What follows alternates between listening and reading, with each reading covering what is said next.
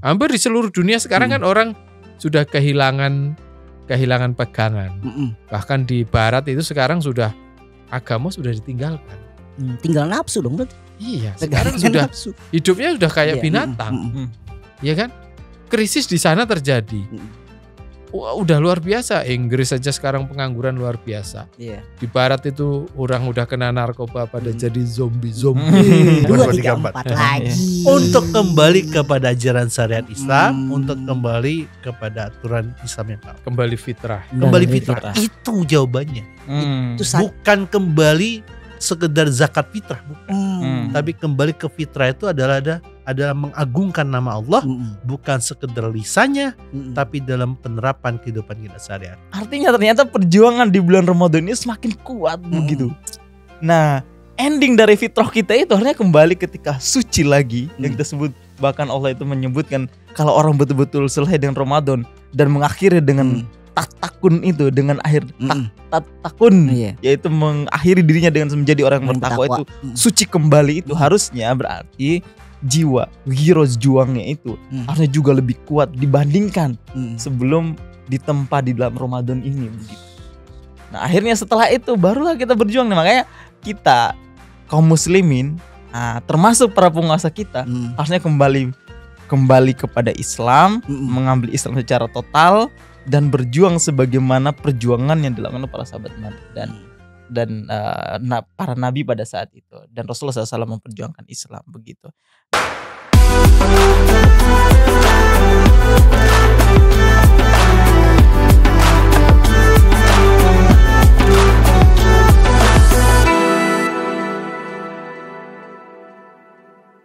Assalamualaikum warahmatullahi wabarakatuh. Alhamdulillah berjumpa lagi bersama saya tentunya di Kejar Deadline edisi istimewa. Alhamdulillah masih bersama Om Awal, Bro Guslin dan Mas Muji dan saya sendiri. Wah, kita masih kompak berempat. Karena alhamdulillah ya Mas Muji, hari ini sudah menjelang akhir Ramadan. Bukan menjelang akhir, udah akhir Ramadan. Udah akhir Ramadan, sebentar lagi menjelang Idul Fitri. Ini gimana ya? Rasanya kalau udah akhir ini ada dua pihak, apakah kita yang meninggalkan Ramadan atau Ramadan yang meninggalkan kita? Benar.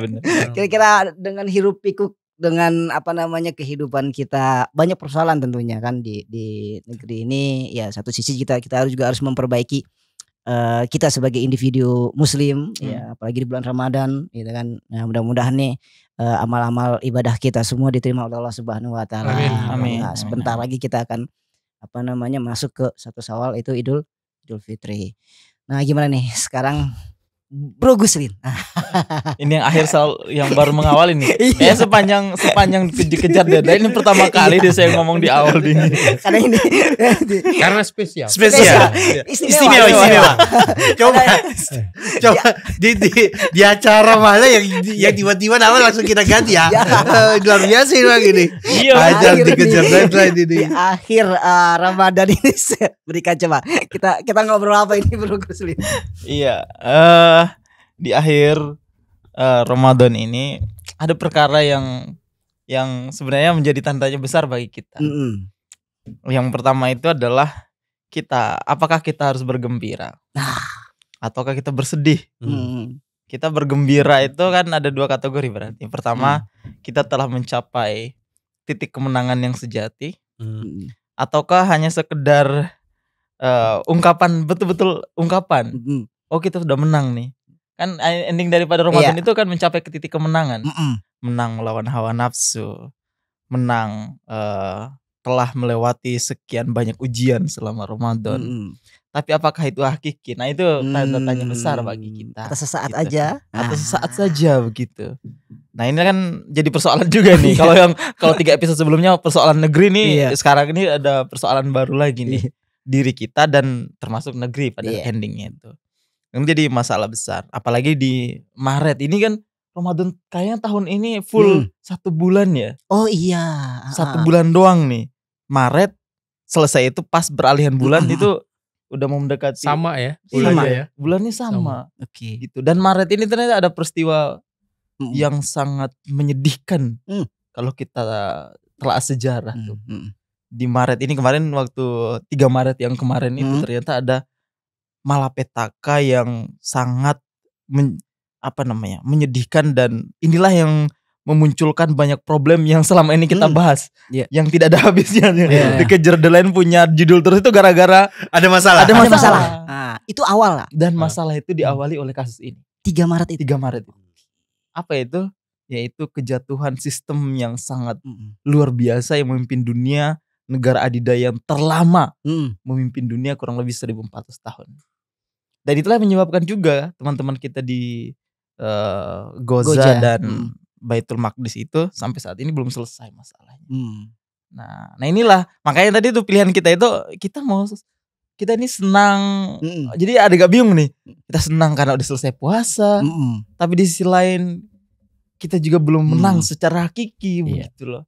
Nah ini luar biasa. Inilah yang kita akan bahas hari ini nih. Kira-kira ini kita benar-benar udah mencapai titik kemenangan itu kah? Sampai kita harus udahlah yang penting udah selesai Ramadan saya nih gitu. Ataukah masih ada PR yang sangat besar yang harus kita selesaikan? Jadi kayak dilema ya. Gimana gitu kalau misalnya menyambut malam Idul Fitri lah ya, malam Lebaran lah ya kan, takbiran biasanya kalau di tempat-tempat saya takbiran, kita keliling dan sebagainya, itu kan mengungkapkan rasa gembira kan. Tapi satu sisi ya kan saudara-saudara kita di Goja ya kan, kita nggak tahu saudara gitu mereka berbuka dengan apa, seperti apa situasinya, karena emang informasi yang kita dapat itu memang di beritaan itu bahwasannya gencatan senjata itu yang di Goja itu telah telah selesai ya Mas Uji ya, terkait itu telah selesai. Fase 1. Dan bahkan Zionis Yahudi itu tidak mau memperpanjang rumornya kan gitu. Ya, dengan syarat dan ketentuan berlaku lah. Dengan syarat ketentuan berlaku. Iya.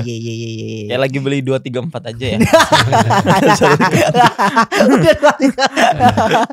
Bukan saya. Biasanya tuh yang pakai peci yang beli 2, 3. Mas Muji sekarang gimana Mas Muji nih? Iya kan, saya harus bergeser topik ini karena kelamaan dibahas, repot urusannya. Mas Muji gimana nih? Iya, kalau secara individual mungkin kita berhasil lah gitu ya, secara individual gitu ya, bahwa ini bisa kita lalui 1 bulan gitu ya. Namun kan ada secara komunal, apa dampaknya puasa kita bagi komunal gitu. Kalau kita hanya sebatas pribadi saja sih terlalu mudah lah, menahan lapar dan haus kan mudah. Tapi kalau sudah bicara tentang komunal, masyarakat yang lebih luas, ini yang menjadi PR gitu kan. Kenapa sih kita ini sudah tiap tahun puasa, kok yang lahir ini masyarakatnya yuk kayak gitu lagi gitu kan. Lagi Ramadan kita khusyuk gitu kan. Tapi ya setelah itu kita jauh. Padahal di Ramadan itu kan mestinya Al-Quran diturunkan. Kemudian kita menjadikan Al-Quran pedoman gitu kan, hidup kita. Pedoman hidup kita. Tapi kan setelah itu mana gitu loh. Mana pengakuan itu dalam wujud nyatanya apa?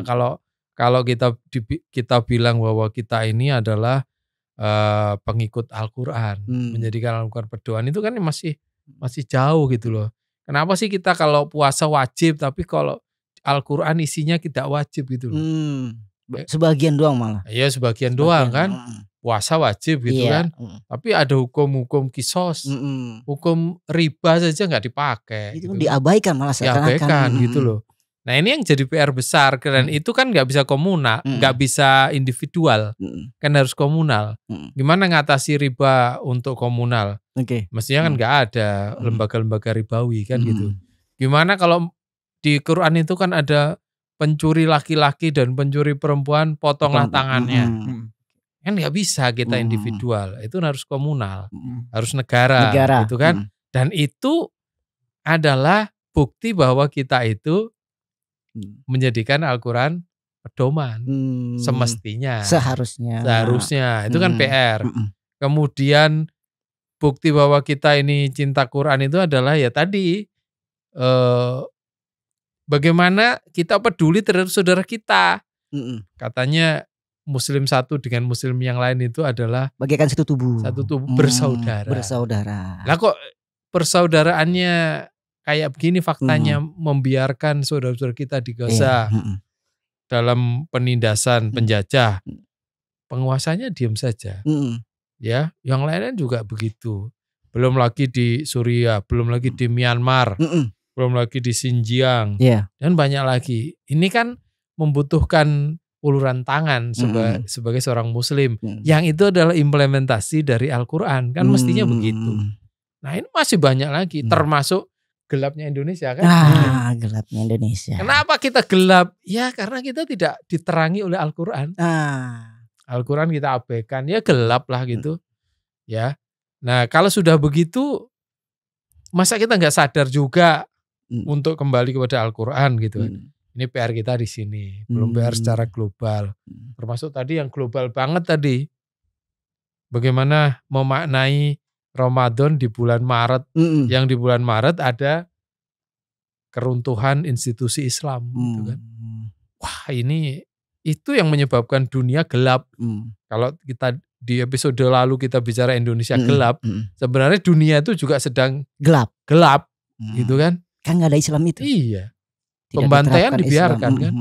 Mana itu apa namanya perdamaian dunia. Kan gagal semuanya. Terjadi gap yang dalam antara utara dengan selatan. Ya kan, negara barat dengan timur dan seterusnya. Kesenjangannya luar biasa. Eksploitasi, penjajahan, semua ada. Kerusakan moral sekarang di mana-mana. Ini kan kegelapan. Di dalam maupun di luar ya. Iya. Dalam negeri maupun di luar negeri. Iya. Hampir di seluruh dunia sekarang kan orang sudah kehilangan pegangan. Bahkan di barat itu sekarang sudah agama sudah ditinggalkan. Tinggal nafsu dong berarti. Iya, sekarang sudah nafsu. Hidupnya sudah kayak binatang. Iya kan? Krisis di sana terjadi. Udah luar biasa. Inggris saja sekarang pengangguran luar biasa. Di barat itu orang udah kena narkoba pada jadi zombie. Sudah banyak sekali. Itu kan krisis sebenarnya. Gelap. Dunia gelap. Nah, gelap. Jangan-jangan kita menuju ke dulu itu namanya Dark Age itu ya. Iya kan? The Dark Age. The Dark Age itu yang dunia gelapnya barat saat itu.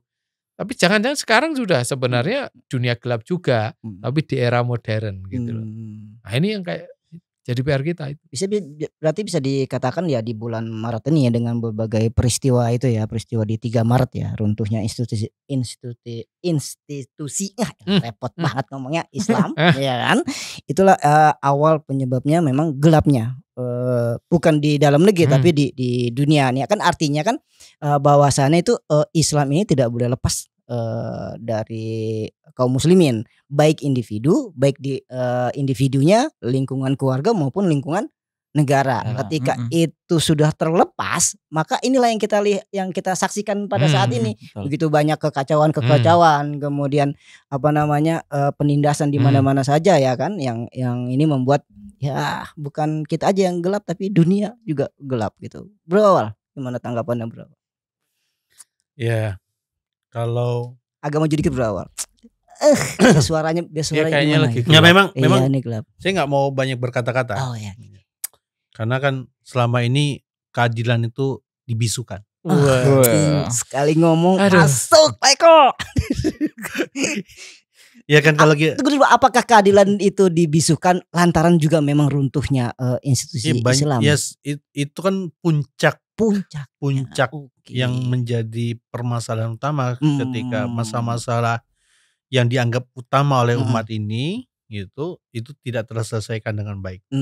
Jadi kalau kita mau menganalisis ya, kerasa nggak sih teman-teman semuanya ya, di Ramadan ini nih kayaknya ada yang kurang menurut saya. Di awal-awal Ramadan itu tidak ada semacam sambutan hangat seperti halnya dulu banget. Ya, kalau dulu banget itu kan kita lihat itu bisa jadi di tiap-tiap tempat itu ada ucapan selamat Ramadan, selamat berbuka puasa, meriah sekali di mana-mana. Tokoh-tokoh itu sudah menyambut dengan riang gembira meskipun ada satu hal yang khusus yang memang terjadi di bulan Ramadan itu, iklan sirup itu mulai muncul. Ya. itu yang menandakan Ramadan. Sirupnya aja itu sudah siap gitu. Seharusnya kita sebagai seorang muslim itu harus lebih siap dan lebih meriahkan. Dan kita akan ditinggal bulan ini gitu. Kita akan comeback lagi, itu pun kalau ada umur itu ya. 11 bulan yang akan datang kita akan ketemu dengan bulan Ramadan lagi. Dan sudah berapa Ramadan kita lalui tanpa banyak keistimewaan di luar pribadi kita dapatkan. Apa yang saya sebut dengan keistimewaan di luar pribadi kita, mungkin dalam puasa kita bisa dapati. Kita bisa puasa 30 hari penuh bagi yang laki-laki ya, bagi yang tidak safar, tidak sedang dalam keadaan sakit, dan tidak berhalangan bagi yang perempuan misalnya gitu. Atau secara individu juga kita bisa memenuhi zakat fitrah dan juga zakat mal gitu ya. Pada mencapai nisab yang tertentu kita bisa melakukan itu gitu. Terus juga kita bisa meningkatkan bacaan Quran, bisa meningkatkan bacaan-bacaan yang lain. Tapi ada satu atau beberapa perkara yang menurut saya lebih penting daripada itu gitu. Apa itu? Perasaan kita kepada muslim yang lain itu mulai tergerus, mulai berkurang, dan rasa kepedulian kita kepada keutuhan muslim satu dan yang lain itu yang mulai berkurang. Kita mudah sekali diadu domba dengan isu radikalisme, kita mudah sekali diadu domba dengan perbedaan fikih dan mazhab gitu. Sementara kita justru membiarkan sekularisme di mana-mana terjadi. Kita membiarkan kezaliman terjadi. Bahkan di antara kita tidak sedikit ya yang sangat alergi dengan kembalinya Islam gitu. Padahal menurut saya permasalahan utama itu tadi tidak adanya institusi yang menaungi itu semua gitu.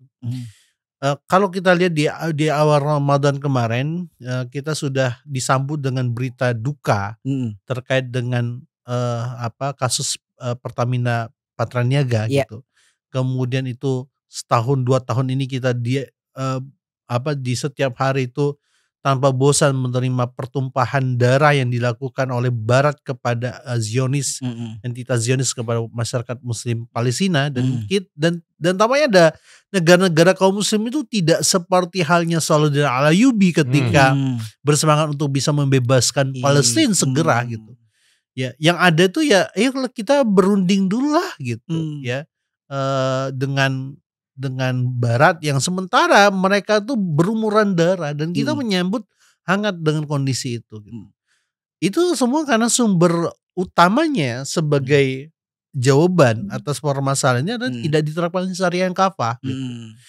Ketika kita tawarkan sesuatu yang benar dari Nabi gitu, yang itu ada acuan dalam syariatnya, ditolak mentah-mentah. Sementara yang tidak ada acuan syariatnya, tidak ada anjuran dari Nabi, dibela mati-matian. Dibela mati-matian, dianggap ini sesuatu hal yang sakral. Sementara Al-Quran dan As-Sunnah isi-isinya itu dianggap sesuatu yang tidak sakral. Padahal justru kesakralan Quran dan As-Sunnah itu harus dibuktikan dengan penerapan seluruh aturannya. Ya, kita bisa menyebut Ramadan ini dengan Al-Mubarak, sesuatu yang berkah, kebanyakan berkah, itu tidak bisa dilakukan dalam perwujudan individu, tapi juga dengan pemerintah. Siapa yang bisa menjaga di Ramadan yang akan datang, Ramadan lebih akan ceria lagi, bahkan bisa jadi lebih banyak sedihnya, tidak disambut dengan hangat. Orang dulu sempat rame dengan teks mohon hormati orang yang tidak berpuasa. Padahal yang harus dihormati orang berpuasa. Gitu. Dan kita lihat di jalanan ini, terang-terangan sekarang itu orang udah nggak dialing-aling lagi. Tidak ada malu-malu lagi, ya. Dan kalau ada pertanyaan, kalau tidak terjadi kok toleransi begitu, ya mungkin dia sedang memakai kacamata kuda, gitu, ya. Tampak kejahatan, kriminalitas, dan kita berharap inilah Ramadan terakhir bagi kita hanya menuai manfaat pribadi. Tapi seharusnya ini menjadi cambukan bagi kita semua, ya, bagi siapapun itu, individu, pribadi, masyarakat, dan bernegara, termasuk juga penguasa-penguasa negeri-negeri kaum muslimin. Ya, termasuk juga 0102. Okay. Ya, ini seruan hangat dari dikejar deadline. 01, 02, bukan 234 kan? Bukan 234 lagi. Untuk kembali kepada ajaran syariat Islam, untuk kembali kepada aturan Islam yang kafah. Kembali fitrah. Kembali fitrah. Itu jawabannya. Bukan kembali sekedar zakat fitrah, bukan.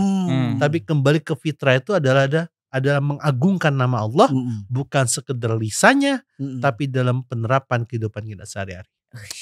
Ini mantap sekali, harus dibuat quotes ya Andi ya. Ntar ada yang nonton, ada yang langsung buat quotes. Tolong di quotes-nya dikejar deadline. Tulis aja di kolom komentar nggak apa-apa ya. Jadi emang dari penjelasan itu, informasi yang didapat tadi itu emang betapa pentingnya ya nih Islam ini diterapkan di dalam berbagai kehidupan manusia, baik kehidupan pribadinya, keluarga, lingkungan maupun negara gitu kan gitu. Karena emang kalau kita lihat berawal dari apa Bro Guslin tadi bilang ya kan 3 Maret itu runtuh institusi Islam ini, yang setelah itu runtuh kemudian dengan begitu pesatnya perubahan-perubahan yang terjadi di dunia. Kita bicara dunia termasuk seakan-akan itu umat muslim tuh tidak ada pelindungnya. Itu tidak ada pelindung. Berarti begitu pentingnya diterapkannya itu institusi Islam. Gimana Bro Kusin? Iya. Nah, yang pertama, bulan Ramadan ini sebelum di akhir, harusnya kita pahami dari awal nih ya. Ramadan itu adalah bukan sekedar bulan spiritual. Bukan spiritualitas doang begitu maksudnya. Tapi ada banyak hal yang kita perlu telah dalam sirah Nabi itu. Setiap perjuangan yang sangat besar itu hampir semua itu di bulan Ramadan. Contoh, kenapa diberkahi Ramadan itu salah satunya adalah turunnya Al-Quran itu di Ramadan. Itu berkah banget. Makanya Al-Quran menaungi turun pertama itu Ramadan. Kemudian ternyata hampir semua kemenangan Islam itu di bulan Ramadan. Dan perang pertama Rasul setelah hijrah dari Mekah ke Madinah itu diawali pas turunnya kewajiban berpuasa. Itu yang pertama dihadapi itu adalah perang Badar. Perang ini adalah bentuk perjuangan. Makanya sebagian ulama mengatakan bahwa Ramadan itu adalah bulan perjuangan. Ini harus kita pahami sebagai muslim, bahwa setelah ini artinya giroh juang kita itu untuk mengembalikan kemenangan Islam itu harusnya semakin kuat. Gitu. Mengembalikan kemenangan Islam sebagaimana Rasul dan para sahabat ketika melawan kaum kafir Quraisy pada saat itu di perang Badar dan memenangkan pertarungan itu. Tidak sampai situ, ternyata Futuh Mekah juga seperti itu. Di bulan Ramadan, di bulan di mana para sahabat pada saat itu melakukan perjalanan dari Madinah ke Mekah untuk melakukan futuhat di masa Ramadan, di bulan Ramadan begitu.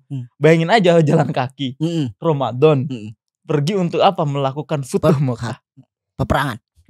Pada saat itu tidak terjadi perang sebenarnya, walaupun di sebagian tempat itu ada perlawanan sedikit, tapi itu tidak terjadi perang. Makanya disebut futuh Mekah itu futuh tanpa perang.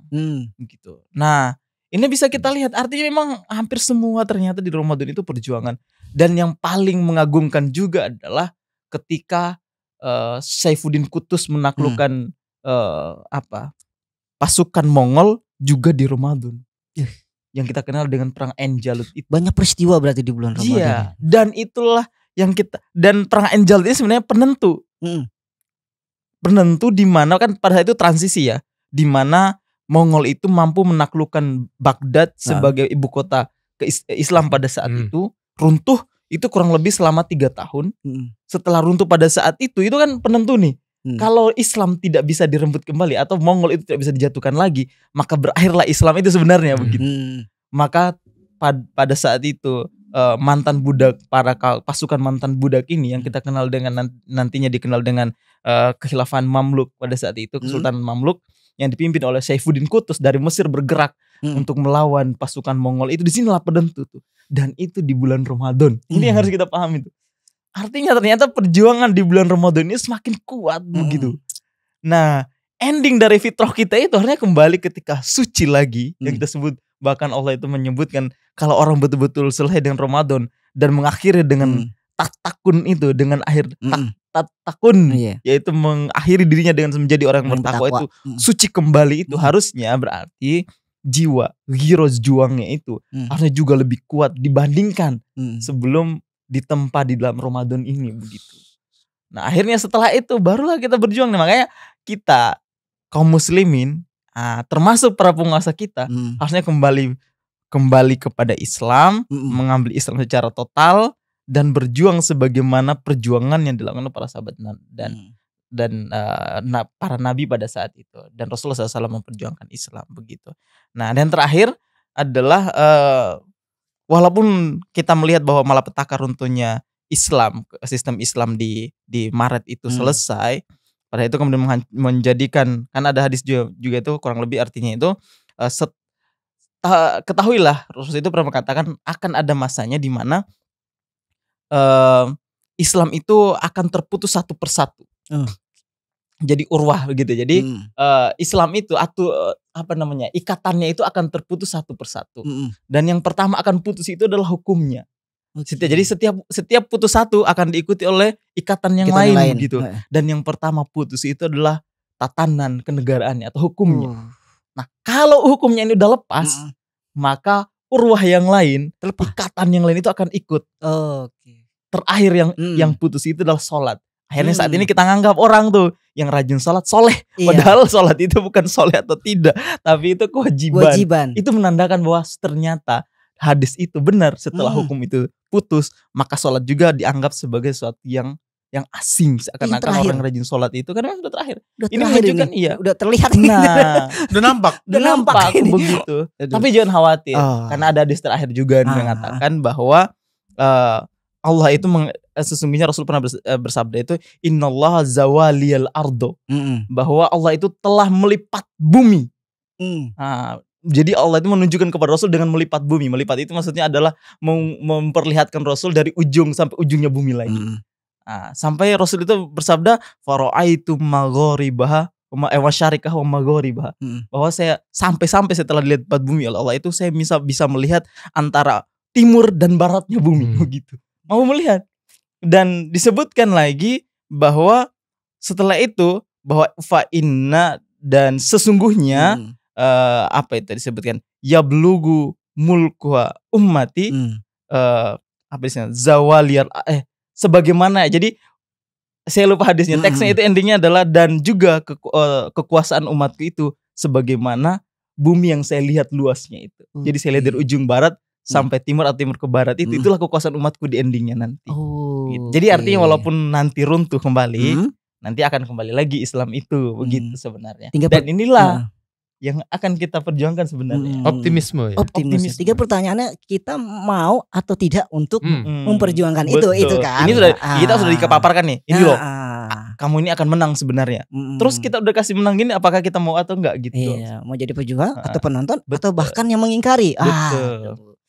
Dari sisi politisnya, saya bergeser terakhir ke Mas Muji. Apakah kita melihat fenomena atau kejadian fakta yang sekarang ini ya Mas Muji, ya baik di dalam maupun di luar negeri, begitu banyak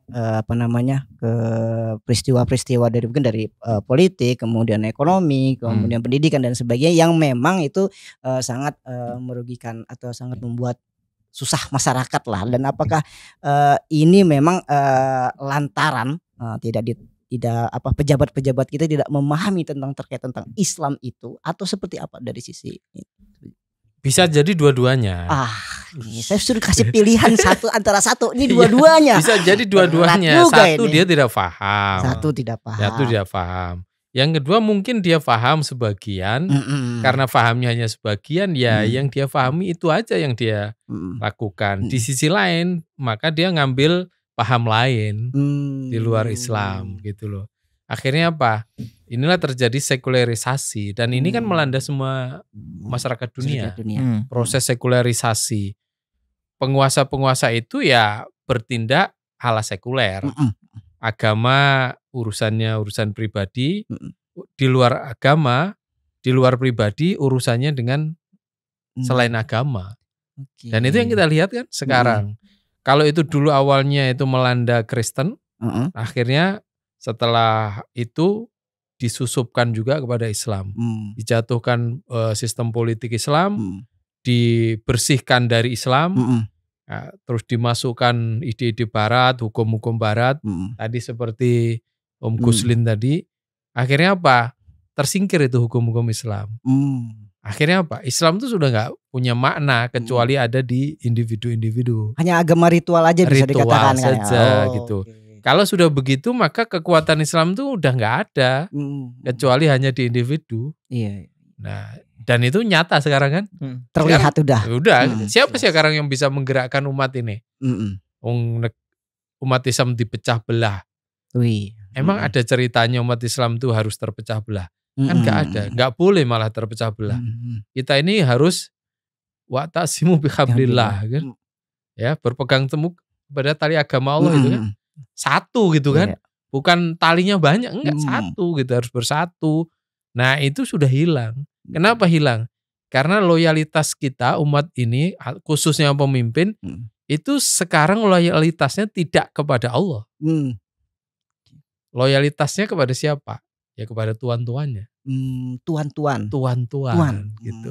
Padahal puasa kita itu mengajarin kita loyalitas satu-satunya kepada Allah. Makasih, ngapain sih kita ini kok puasa nggak berani berbuka? Karena kita loyal kepada Allah. Itu salah satu bentuk ketakwaan gitu kan. Takut sama Allah, takut meskipun kita sembunyi tetap nggak berani karena masih ada rasa takut gitu. Nah ini sayangnya sifatnya itu tadi hanya sekedar spiritual. Spiritual sudah spiritual individual lagi. Sebenarnya kalau spiritual individual itu kuat, itu mestinya dia nggak akan berani kalau jadi pejabat dia memanfaatkan jabatannya untuk kepentingan di luar maksiat itu enggak. Untuk maksiat nggak berani dia. Nggak berani dia. Kalau dia korupsi nggak berani mestinya. Ada ketakwaan di situ. Karena ada takut kepada Allah gitu loh, loyal kepada Allah. Ada gitu. kesadaran itu. Mau zalim kepada rakyat nggak berani dia gitu kan. Nah itu kan sekarang nggak terbentuk itu. Ini hari rasa itu nggak ada. Nggak ada. Kita apalagi bicara politik. Yang politik tuh uang. Yang penting ada uang. Uang dan terus begitu kan. Akhirnya karena uangnya itu datang dari bohir. Oligarki gitu ya. Bang Bohir. Oligarki. Makanya dia loyalitasnya gak kepada Allah lagi. Pada oligarki. Loyalitasnya kepada Bohir. Bang Bohir. Kepada Bohir. Kalau secara internasional kepada Amerika. Ya, kepada Barat gitu. Karena dia tidak bisa itu menancapkan tadi loyalitas hanya kepada Allah Subhanahu wa taala. Seakan-akan udah nggak paham halal haram pada saat itu gitu ya. Nggak ada. Itu yang kita lihat sekarang. Makanya sebenarnya makna Ramadan ini kalau itu diterapkan, masya Allah, kita betul-betul nanti lulus setelah ini Ramadan fitrah kembali. Loyalitasnya hanya kepada Allah, bukan sama yang lain. Coba kalau itu terjadi, masya Allah itu. Gak ada yang bayar lagi. Gak ada 4 episode lah. 4 sesi. Bayar. Luar biasa nih. Kayak kenal lagunya ya. udah gak ada yang bayar lagi. Gak ada. Karena yang mau dibayar mau minta bayaran, takut sama Allah dia. Ya kan melanggar hadis Nabi gitu. Siapa yang dia sudah digaji kok kemudian mengambil tambahannya, namanya gulul. Terus gimana? Gak berani dia akan melayani, dia akan baik kepada, wah masya Allah. Itu poinnya itu adalah menerapkan Islam ya. Dia menyadari gitu ya, kan. itu diterapkan karena dia loyal sama Allah. Ini hari gak ada rasa takut itu gak ada. Gak ada. Aduh, terakhir saya bergeser ke Bro Awal. Nah ini agak melompat. Tadi kan sisi pejabat, tikus ya kan. Saya udah sisi remaja nih sekarang Terakhir ini bro, ini remaja kita. Pesan buat lebaran. Iya sekaligus pesan lebaran. Karena kan dikatakan di awal dari Bro Gusil kan dengan runtuhnya institusi Islam itu kan ini semuanya menjadi kacau kan. Menjadi kacau. Baik dari generasi ya, kita tahu generasi ya apapun itulah itu sampai ke titik sampai bocil ya kan, sampai ke titik terakhir ikatan sholat itu apa namanya terputus gitu kan. Kita lihat sekarang remaja-remaja kita sekarang pun seakan-akan ya agak apa ya namanya, asing dengan sholat. Iya, agak asing dengan Islam, bahkan bergeser dengan ya kita banyak lah peristiwa-peristiwa di negeri yang awal juga paham. Ini gimana coba? Ya, awal. Yang pertama saya lebih praktisnya ya. Pertama adalah setelah teman-teman nonton video ini sampai full, itu tolong dibagikan. Ya, dibagikan, di-share, dikomentari dengan komentarnya yang positif. Tonton videonya asik banget nih. Ada pesan mendalam dari narasumber. Jadi judul nih. Itu pertama, karena ini tentu poinnya penting. Ini tentu tentang kita akan menyelamatkan generasi kita. Ya, save our nation kita. Save our nation itu tidak bisa dengan cara yang lain kecuali dengan Islam. Ya, generasi kita itu sudah dalam kondisi yang kalau saya bilang parah, itu sudah di level stadium 4. Stadium 4 itu kan kadang orang menyerah begitu saja. Ini kalau udah kanker udah pasrah, nggak bisa ada harapan. Lewat tuh stadium 2, 3, 4 ya. 2, 3 langsung stadium 4. Nyambung lagi 2, 3, 4 ya. Nyambung aja. Tinggal keajaiban saya yang terjadi untuk bisa mengembalikan kepada kondisi yang normal. Nah, apa yang perlu dilakukan oleh kita semua? Nah, ini di bagian ini mohon diperkeras supaya keluarga-keluarga di kampung pada dengar. Biar jelas gitu ya. Biar jelas ya. Biar bukan kita saja yang sadar, tapi keluarga-keluarga kita yang sadar. Yang pertama adalah dekatkan keluarga kita kepada simbol-simbol agama. Dekatkan keluarga kita kepada materi-materi Islam. Dan tidak sekedar mencintai Al-Quran saja, tapi juga memahami dan menjalankan isinya secara sempurna. Itu yang sangat penting untuk menjaga kualitas keluarga kita supaya tetap taat di tengah guncangan yang luar biasa.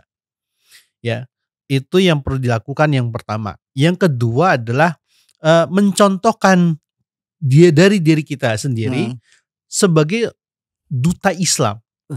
Ini parenting banget ini. Parenting. Kemanapun kita berada, bapak-bapak, ibu-ibu, adik-adik, ya, emak-emak, itu tunjukkan bahwasan kita tuh duta-duta Islam. Ya, benar-benar. Ya, mengakui bahwasanya Islam tuh begini, berpakaian syar'i, kemudian itu kemana-mana menunjukkan akhlak yang mulia, kemudian berintegritas dalam pekerjaan, termasuk juga dalam dakwah.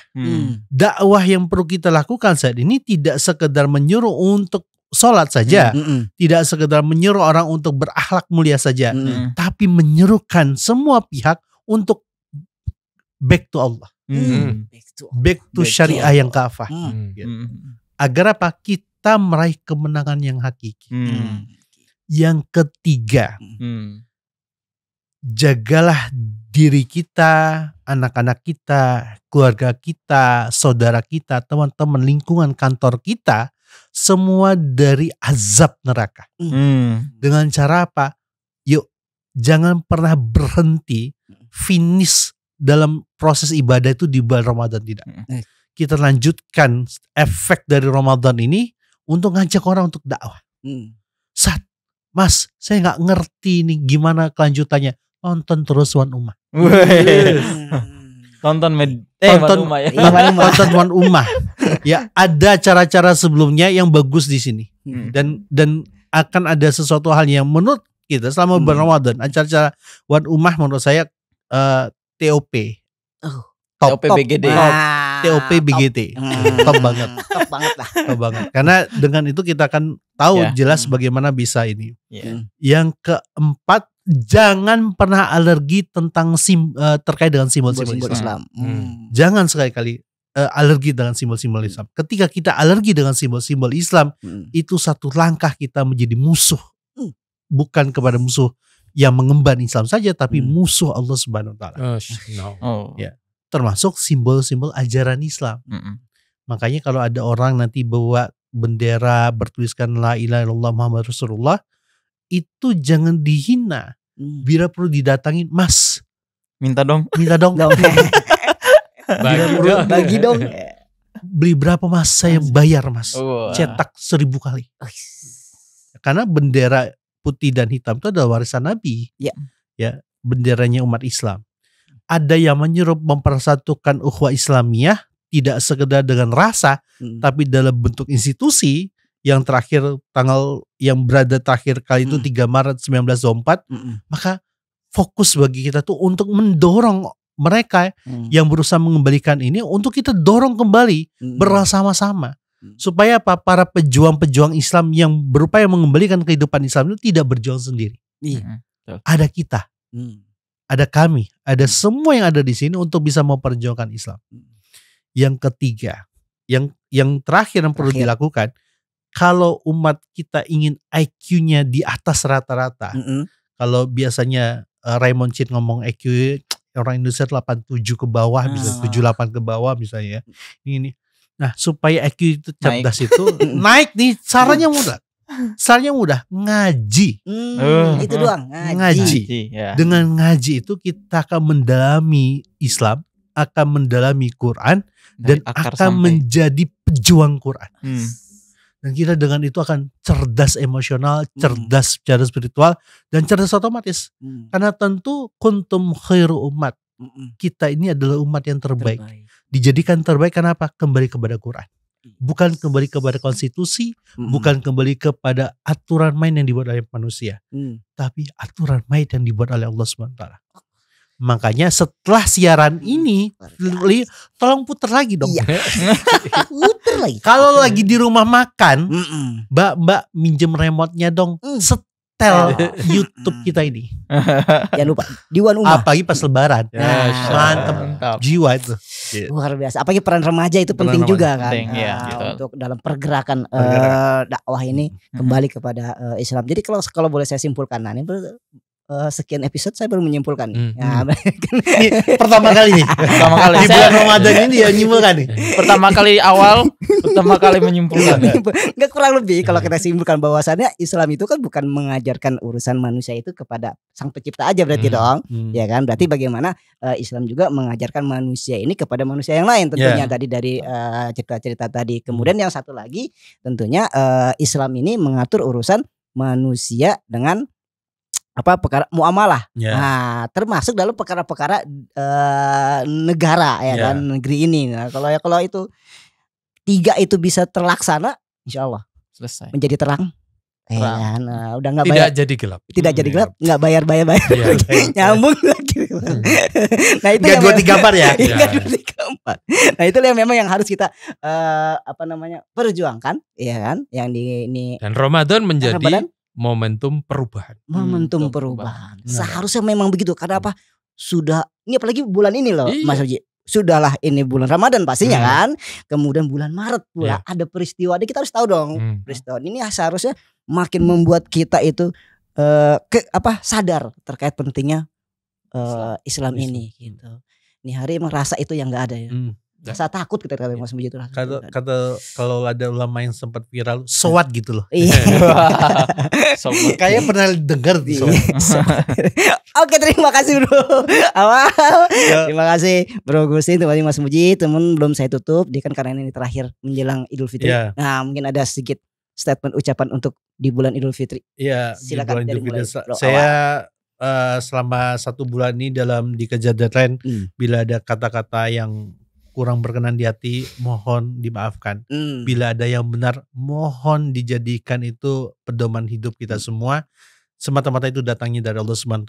Tetap istiqomah, tetap taat, tetap mencintai syariat. Selamat Idul Fitri 1446 Hijriah. Iya. Bro Gusrin? Iya. Saya singkat aja. Iya. Tetap waras di tengah kegilaan saat ini. Kayaknya pernah sebelumnya ada yang ngucapin itu.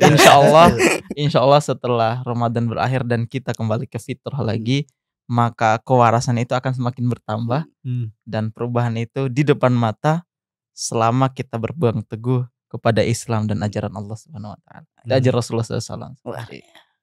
Mas Muji? Selamat Lebaran 1446 Hijriah. Kita kembali kepada fitrah, kembali kepada syariah, kafah, insya Allah kemenangan akan ada di depan mata kita. Mantap. Terima kasih teman-teman semuanya. Mudah-mudahan nextnya kita berjumpa lagi, tetap sehat, jaga kesehatan. Mudah-mudahan Ramadan kali ini amal-amal ibadah kita diterima oleh Allah Subhanahu Wa Taala. Mudah-mudahan saudara-saudara kita yang ada di luar sana yang tertindas ataupun mudah-mudahan diberi kemenangan oleh Allah Subhanahu Wa Taala. Oke, sekali lagi terima kasih teman-teman yang sudah menemani saya dalam sebulan ini.